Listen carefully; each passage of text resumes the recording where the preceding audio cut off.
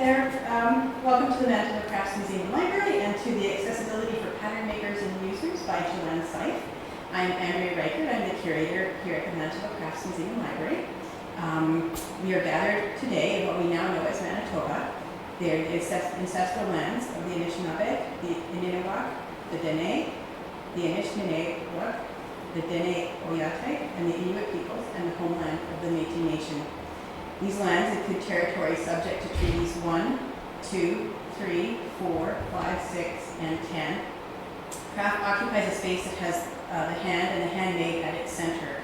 It rejoices in sharing knowledge and solving problems. It stems from, creates, and nurtures community. It allows us to build bridges through shared action, but also fosters courage, empathy, and connection.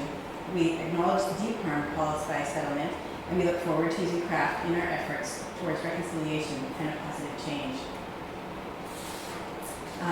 Thank you for coming out this evening, or if you're watching virtually, thank you for attending.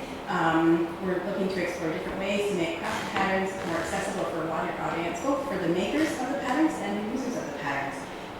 Joanne Seif will be taking us through about a 40-minute presentation, followed by a short Q&A session. We must thank our funder, the Winnipeg Foundation, through a COVID recovery grant for helping to put this on. And just a note for the people here, we are taping it. The participants won't be viewed in the taping part of it. So I'm just going to pass it over to Joanne. Enjoy. Hello, my name is Joanne. Welcome to my talk about accessibility for pattern makers and users. And I always start out by saying this kind of thing. I say my name, I say what it is, because I used to teach high school, and inevitably in the first 30 seconds, once I said what my name was and the name of the class, there were like 3 embarrassed kids leaving the room because they weren't in my class. So I always make sure the first slide says this. Next slide, please. So the first question I have is about masks. And you'll notice that we said masks required, even though right now public health is not requiring masks in Manitoba. But then I would ask, do you lip read? And for the purposes of recording this, I'm going to take off my mask. But the reason we have masks required is that we want people to feel included and accepted. And we also want people who are immunocompromised to feel that this is a safe place. And this is an ongoing issue in terms of accessibility. And we're going to talk about what accessibility means and how we figure out how to meet other people's needs in a way that's inclusive and kind. So first of all, you'll notice that everything is big and it's in a very specific kind of font, which we'll get to later. And I'm going to speak, I will read everything that's on the screen. So if you have any kind of print challenge and you're watching this, you'll be able to access the information. So people then say, okay, what's accessibility mean? And this is very interesting. Because if you Google this term, you're going to find as many definitions, well, as just many. Let's just put it that way. I looked to find something that would be applicable to us, so I started with a Canadian website called Accessibility Canada. And it says accessibility refers to the design of products, devices, services, or environments for people who experience disabilities. And you can find that on the Accessibility Canada website. And that's interesting, because even though we have some national standards, each province works these things out on its own. And so I looked at another definition, the Cambridge Dictionary definition. And it said the quality of being able to be entered or used by everyone, including people who have a disability. The theater offers full wheelchair accessibility. We carried out a full audit of the office building's accessibility. Now, when you look at these definitions, they're very focused on the built environment. And what that means is, can we get in the building? If you use a wheelchair, how will I access the space? It's not really, neither of these definitions really meet the needs of many disabilities or challenges that people face. Because it doesn't matter about the stairs if you can't read the instructions about the stairs on your way. And the example I give in the fiber arts world is a really common one that I've heard more than once, which is a person using a wheelchair calls up a yarn shop that's new to her and says, I would love to come see your shop. Is it accessible? Can you tell me what it's like there? And the person starts off with a big pause and says, we would love to have you come to our shop. Our aisles are wide and we can hand you things and we can bring things to you. And, oh, do you know how to get to our shop? And the person with the wheelchair sort of pauses and says, well, what do you mean? And she says, well, as soon as you come up those stairs up to the second floor and ring the bell, we'll let you right in. Now, if you're a person who has a wheelchair user or you're a wheelchair user or you're anything like this, you're going to laugh immediately because the immediate part about this is the person on the phone has never met anyone using a wheelchair in her space. Her space has probably never been, there's no concern about it being accessible because she couldn't get anybody up the stairs, right? So we all have different angles that we look at this, and of course a person in a wheelchair is different than a person who has low vision challenges, and we'll talk more about this as we go along. But more than one of my friends with vision impairment have told me that they go to a restaurant and they're handed a menu and they say, do you have one with large print or braille menu?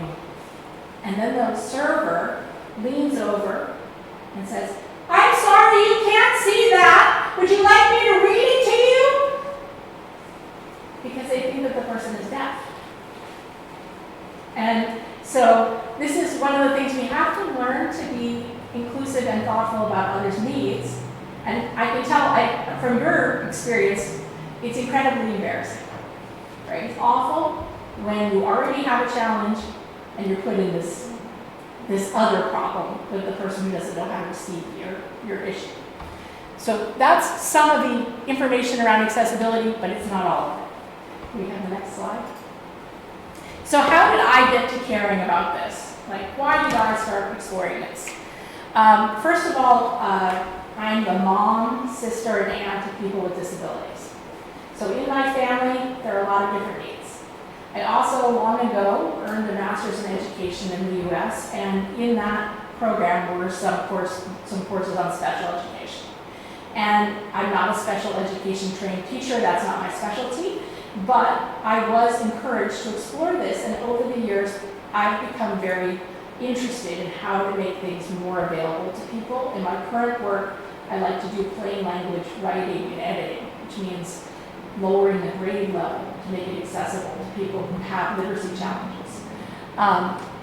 So I started doing this particular thing, which is creating a low vision accessible pattern for each one of my patterns during the pandemic. In 2000, a database called Ravelry, which if you're a knitter or crocheter or a person who works with yarn, you may have heard of, it has many millions of users. And it is very large, and you can basically download thousands of patterns. You can chat with people all over the world through this site. However, in 2000 or so, during the pandemic, when many people with challenges could not leave their homes, they decided to do a whole site revamp. And the whole site revamp included icons and animation and color changes that caused some users to have seizures and other users to have migraines. And there was a whole series of issues that arose, in part because they had not addressed accessibility concerns, and in part because they wanted it to look cute and interesting and animated.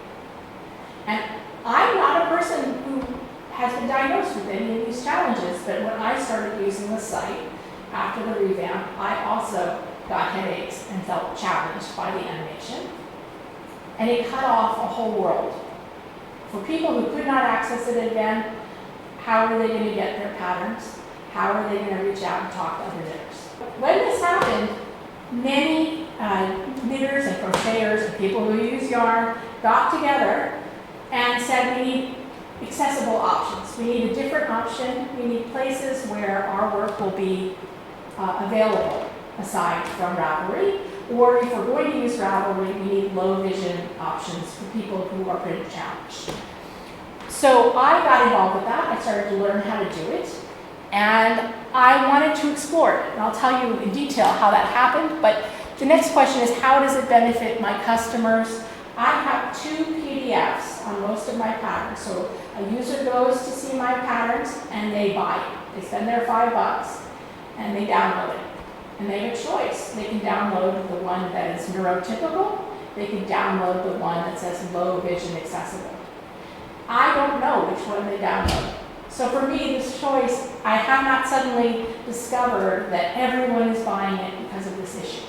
However, I know personally that making this available has really benefited the community at large, and I'll talk about the access issues in a minute. But for me, it was a way for me to live with myself when I realized how difficult it was for many people to interact with the world because they couldn't see it. And then the question is next that many designers ask straight away is, well, will this benefit my bottom line? Will I make so much more money? And as many of us know, this is a field where a lot of people don't make very much. And some people make a little more, and some people make a lot. And so I don't think that it's benefited my bottom line to a huge degree, but I also know that once I learned about it, I could live with myself, and that I knew that I had made changes that made my work more available and more inclusive. While I say that, many people will say, I can't have 18 different versions of my pattern available. This is too much work for me. How will I manage? And that is a concern too, because designers do get contacted a lot by users, clients, or customers who say, I would like this way. Can you make it 8 times larger? Can you make it this way or that way? And so as designers, we also have to decide, what are my boundaries? What are the things I do to help others? And how much is too much? Because when going back to what happened with Ravelry, many of the people who were also using Ravelry were designers who had disabilities. And when the site suddenly changed, they could no longer access the site to do business. And that is a huge issue as well, which I'll get to here. So I immediately began to think about changes.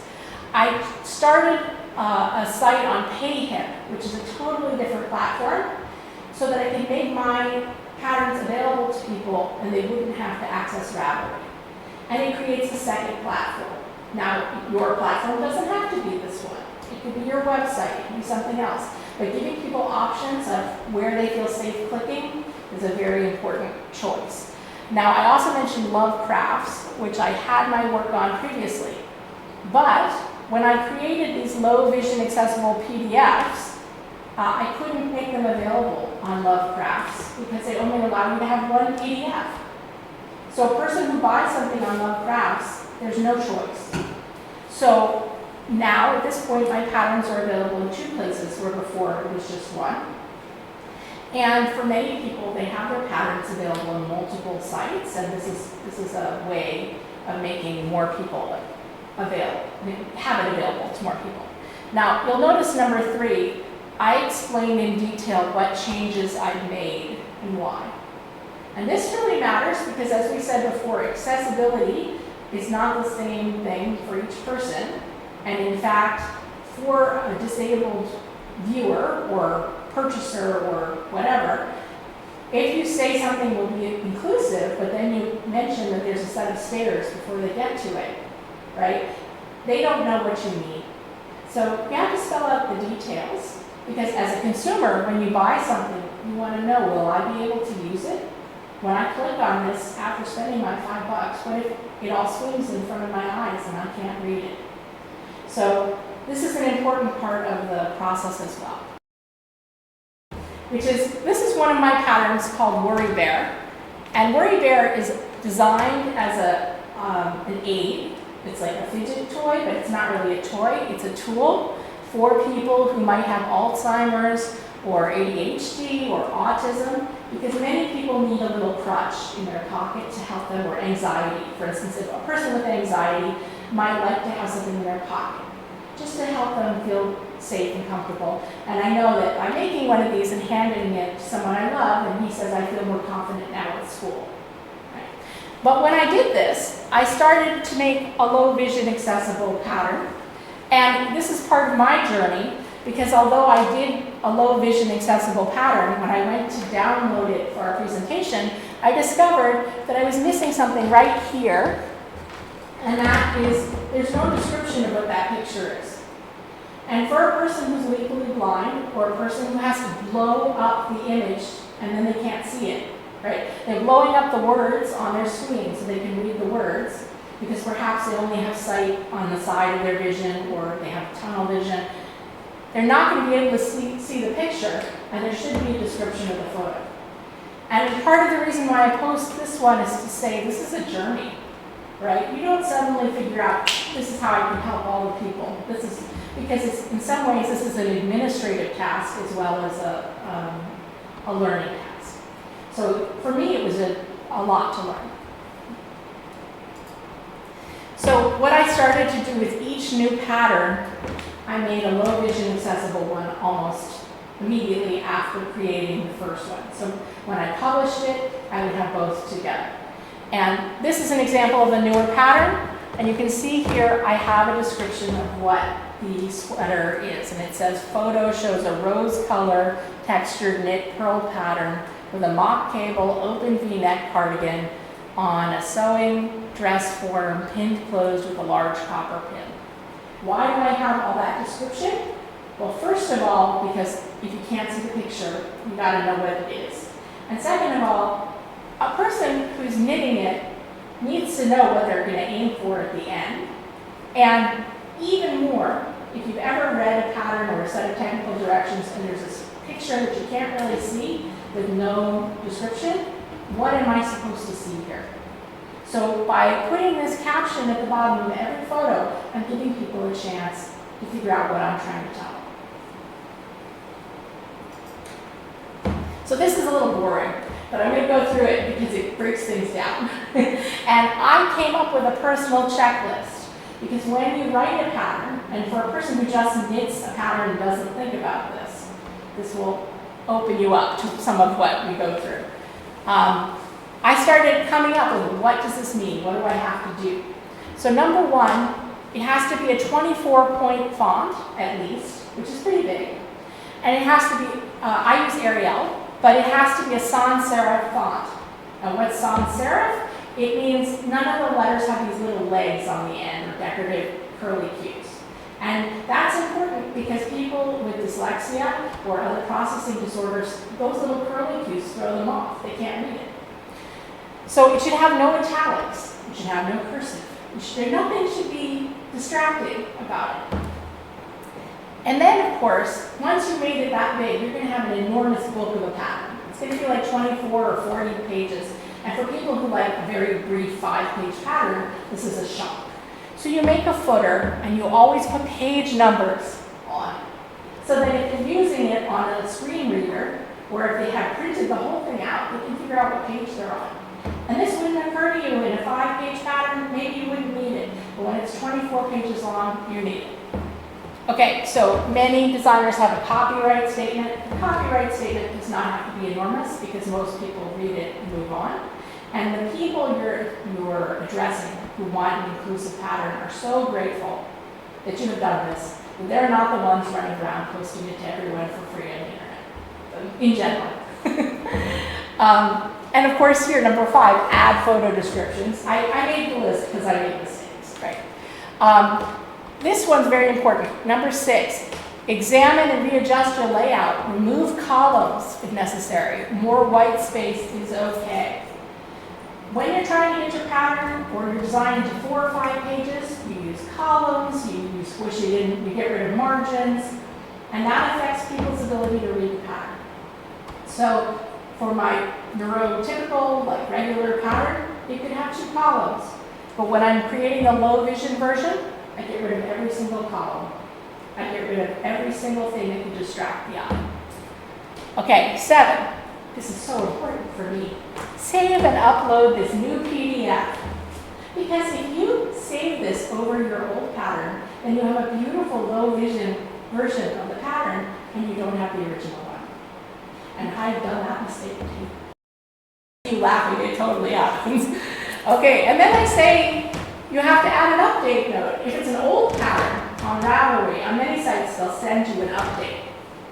And I realized if I'm updating this pattern, I want to tell people because people's eyesight changes. Mine changed very quickly because I now use reading glasses, and they're here. And so I have this update note, and I wrote, "Hello, dear knitters, in an effort to make my patterns more accessible, I've added an additional PDF to this pattern for low vision knitters. There is no change to the content of the original pattern." So what does this mean? Here's the explanation that I'm adding to the pattern description page.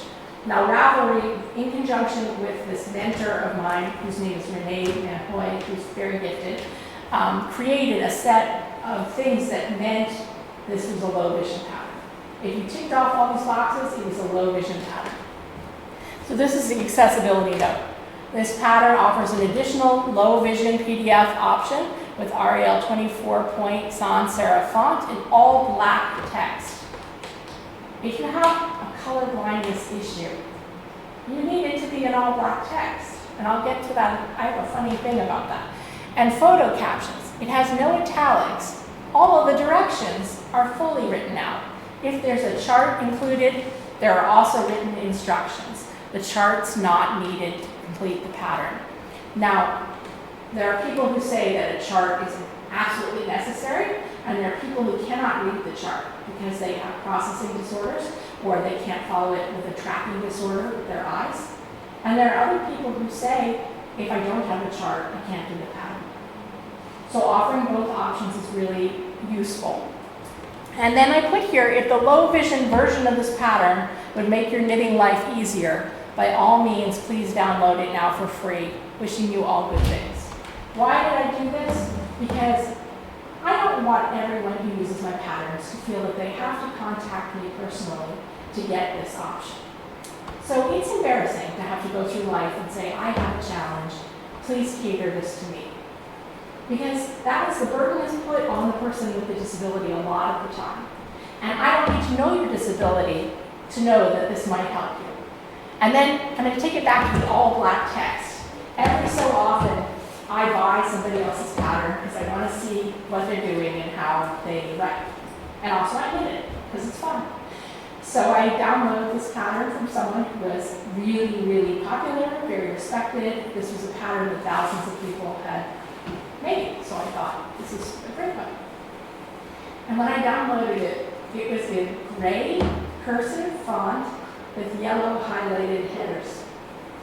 And what's interesting about this is this designer is a person with a disability. Lots of people have disabilities. It's common, like you break your leg, you have a disability. But she has a lifelong disability. Well, it is now. And I'm sure it never occurred to her how hard it was to read. Because I strained over reading this in gray and yellow. And would it be fixed if I changed it to grayscale and printed it out again? Sometimes, sometimes not. And it puts the burden again on the user to figure out a solution. So this is a way to change that. Okay, so I have to update the listing. In Ravelry and on other sites, there's a low vision attribute. That's how people can search it and find that this exists. And then you have to add this statement again. It's the same accessibility note that I read to you before, and then I wrote down here there's an updated statement. Each time the site or the community makes an update, you have to update your language. So when I produce a new pattern, I update my language, so I have like a history in my notes to myself. But each time I do this, it's a reminder, what have I changed? What is there still to change? Okay, this is the part where people are like, this is a lot. Why should I care? And this is a good question, right? Because if you're a person who has no special needs, and no one in your community does, which could be rare, but it exists, you wonder, why should I bother? Especially if you're making a lot of money doing it the way you're doing it. And good for you, that's great. But having a disability means that there's a stigma attached to it. And a friend of mine knit one of these worry bears the moment the pattern came out and handed it to the person who needed it, like immediately. But before she did that, she took a picture for her project page, and her pictures were really telling. They said a lot. So one of them was end the stigma. You can make a choice. You can make a choice to help someone's mental health. You can make a choice to help whether they can access your work, or as a user, you can seek out people who show you that they care. And so when we're talking about inclusion, designers can't fix the stairs on the way to the second floor yarn shop. Right? We can't change everything about the world. But we can sometimes look at a way of making the text bigger and telling people the text is bigger. And on my journey, I have made things low vision accessible. I've not made them all screen reader accessible. Screen reader accessibility is a step further. And I have figured that all out. And then there are also some of my patterns that were created a long time ago that I have not been able to reformat. And that's partly my own problem, right? Everybody has challenges, and one of mine is the technology to figure that out. But thinking about what you're saying when you say, I don't care, is important. And if you do care, what can you do that's not that hard? Okay, so then they're like, okay, there are like 2 blind people in the world, it doesn't matter, I don't care, right? But really, it's a huge audience. Low vision can mean other things. So people often use the term print challenge. It doesn't mean blind. But blind is another person who can't read this. This helps those with vision impairment. So just a person who needs reading glasses might really enjoy the low vision version, because then you don't have to put on the glasses for every part of the pattern. If you have dyslexia, it is incredibly helpful to have this kind of font and lots of white space and bigger things, bigger words on the page and pictures. Dyscalculia. Okay, this is people who mix up numbers, who can't read numbers the conventional way. And that really affects your ability to read technical instructions. So this matters if you do crafts and read instructions. So if we care about this and you're a woodworker and you write instructions, this would help. If you write crochet instructions or knitting instructions or spinning or weaving instructions, dyscalculia affects you. Okay, processing disorders. That is not a vision issue. The person can see just fine. The person reads it, and then it gets jumbled up on the way out. Okay, that means that their process is not the conventional process. And there are all different kinds of processing disorders, and so that means that we can't address everybody the same way. But for a person who wants to knit a sweater that looks like the sweater in the picture, and they have a processing disorder, this will help them. Tracking disorders. Tracking disorders mean that your eyes go boop, boop, boop, boop, boop. This all the time when you're trying to read. That is like the best description I can give. Because I've been in the eye doctor's office with a family member when he was being tested for this. And whoa boy, if you read, like most people do from one side to the other with a nice calm thing, you don't realize that some people's eyes are just bouncing around. And it's really hard work for them to read. So there's lots of stuff that's out there for them to work on to help improve it, but making big letters and lots of white space helps. Age-related impairments. If you have diabetes, your vision can be affected. If you have macular degeneration or cataracts, there are so many things, I don't even have space. So this gets us to the next point. If you want to find patterns and you are a blind person, so access to usable patterns is very limited for those who are blind or have other disabilities. So the person who mentored me through this, Renee Van Hoy, did a presentation in 2020, and she described what was available in the Library for the Blind in the U.S. 36 knitting books in the entire library. That means that the Manitoba Crafts Museum has a huge collection in comparison. There are 36 books that people who are blind in the U.S. could access that way. But it gets worse. If you live in the UK, the British Library for the Blind used to have recordings for people to hear patterns read out loud, and they used to have different ways to access those patterns, either braille patterns or these recordings. And then they digitized their whole library. And that's great, right? Digitizing your library is fabulous. Except that whoever did it decided that they no longer needed any patterns. So there's nothing. So if you're a knitter or a crocheter in Britain, or someone who works in a craft and wants technical instructions in Britain, There's nothing in the blind library, the library for the blind. Blind library. All right. Then the next thing is very important to mention too. If you're a person who's affected by highly stimulating images, the next thing may bother you. White space really matters. So I'm going to show you this and then we're going to click through pretty quickly.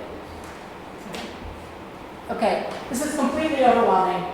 And the same person who created the end of stigma thing created this thing that says, you'll get through this, you can do this, I won't leave you, keep going, hope, all this stuff, and where do I start? And I'm going to tell you, click to the next slide, because that's too much for a lot of people. There are a lot of resources. Number one, there is a great website called the Accessible Patterns Index, and this was designed after what happened in 2020 on Ravelry. And was spearheaded by Renee Van Hoy, and it not only has all the patterns that she and the community has found that are accessible, it also has found lots and lots of resources for us to use to learn more. And the way she did it was amazing. She said at the time that she started, there were 500 patterns that were available online to download for people who needed screen readers or low vision. And 130, I think, over 100 of those patterns were her patterns. So that means there were not that many. And if you know that you like choice in your life, I like choice, there weren't that many choices. She also created an e-course for designers, and I highly recommend it. You go to this website, and you pay $20 US, and you get a 45-minute Zoom of her talking through all these issues in much better detail than I've done because she lives it.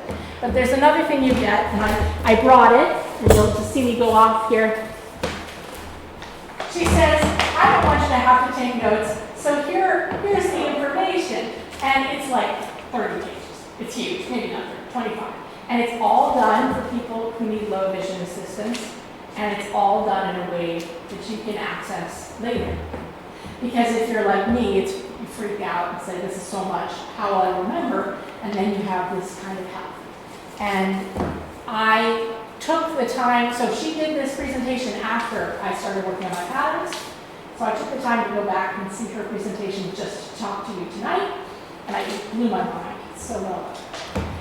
On Ravelry, if you still access Ravelry, there's a group called the Accessible Patterns Group. And it's a place where designers announce their new patterns, and it's a place where people can talk about the issues.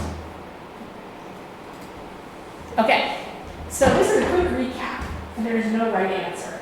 There's no right answer because, like we've gone through, there are so many different problems that people face, that there can't be a right answer. But I did a little test with my kids at home, and I said, what do you think? Is this accessible? How can you tell? And there's some really good points to this. This was the advertisement for this talk, right? And some good points are that actually the font is great.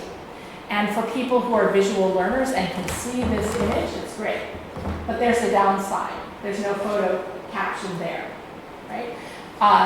It's not left adjusted. And for people who have tracking disorders and processing disorders, they need things to be left adjusted so their eyes don't. For people who are neurotypical, lots of color and stimulation are great in advertisements. For people who are colorblind or for whom color is a challenge, it affects whether they can read the ad, right? There's so many different things to consider, and this is actually a whole field. This is not something that anyone knows right away. It's like really stressful because when you're designing this stuff, you're thinking, is this going to be useful? How can I tell? And the answer is you figure out what you can do. You do the best you can. And you say, okay, if they're interested and they can't read it, they'll get in touch, right? Or you'll find a different way. And I brought this up because I thought it was a beautiful, beautiful advertisement for this. And then I looked at it again with some of these more complicated details, and I said, okay, what are things that affect some readers and not others? And I also know that other people would say, this looks really dull. I'm not interested, right? Because they're attracted to like animation and flashing lights. But animation and flashing lights cause seizures for some people. So it's pretty complicated. So I wanted to present this to give you a way to see that there's no right answer. There's the how can we make you more comfortable? How can we be more inclusive? How can we reach more people? Now, I wasn't sure how many people would come. And often when I do this kind of thing, I have people break up in small groups and we discuss. But we can't really do that on camera.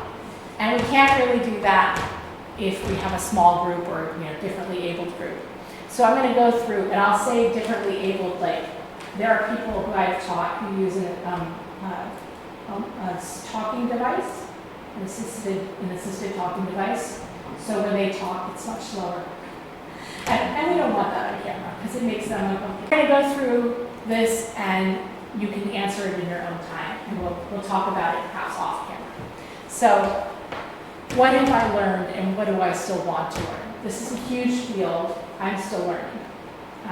What is helpful about this kind of accessibility discussion, and I'll say that sometimes people get so embarrassed that they don't really admit that they have to wait to hear someone talk using an assistive device, or they feel embarrassed that maybe they published everything in yellow and gray, or they don't know. So we have to talk about it, right? And it's okay to get over that embarrassment. Now this is a big one, which is, are patterns accessible to me right now? Because I assume there'll be people viewing this who cannot access the patterns they want to knit, or crochet, or weave, because they can't see them. And for designers, for makers, are my designs accessible? Can people read them once they download them? Now this is the feelings part, and there are a lot of feelings about inclusion, which is this encouraging or embarrassing or upsetting or infuriating to me as a person with disabilities or as a designer? I have had people with disabilities get angry because I didn't get it right, which is totally legitimate. People are not all up to date on how to meet needs.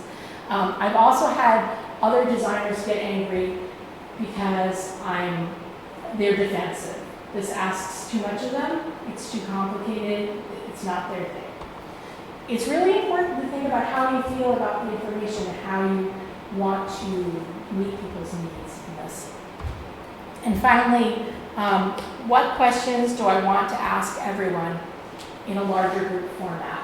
Now, when I do this presentation or something like this, I often have people write questions privately, because this is, again, either embarrassing or upsetting, and there are some people with disabilities who are going to say, well, Joanne, you're a really stupid presenter, you didn't list these 8 other things. And that's totally okay, but I definitely heard that. And I can learn too, but sometimes they don't want to put their names on that. So that's okay. And then the last part to consider is, what are my future hopes or goals in terms of accessibility in pattern writing or in pattern use? And if you're watching this at home by yourself, I encourage you to pause this here and write down or think about these questions for yourself. Because nobody else can answer these for you, and everyone is going to have a different answer. And what I'm going to suggest we do now is we'll proceed to our last slide, and then we'll talk after the cameras shut off. So thank you so much for coming, whether you came in person or online. And thank you to the Manitoba Crafts Museum and Library for inviting me. If you'd like to email me because you have questions or because you want to find out more about my patterns or something like that, this is my work email, joanne@joanneseif.com, or you can Google my name online and find out more. I don't have all the answers, none of us do. But by thinking about the questions and figuring out how we can include more people in our work, we can make our whole community more kind and caring and inclusive. And that's an important thing to do, whether or not you label your pattern accessible or not. Thanks so much for